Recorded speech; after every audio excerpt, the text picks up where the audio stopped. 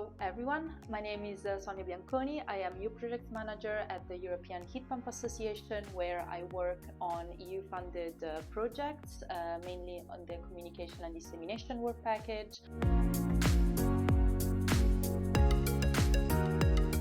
EHPA is a member-based association that counts around 220 members, and we advocate for heat pumps to become the first climate-neutral choice for heating and cooling demand by 2030.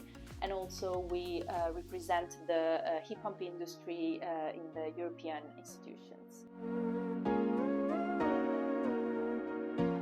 In the Spirit project, EHPA is responsible for the communication and dissemination work package, so we take care of managing the website, the social media, the newsletter, but we also organize a lot of events in the framework of the project.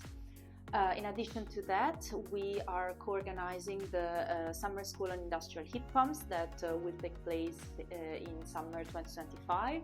And also we are responsible for drafting two reports, one on non-technical barriers that prevent the deployment of industrial heat pumps in Europe, and the second on the skills that are needed for the sector.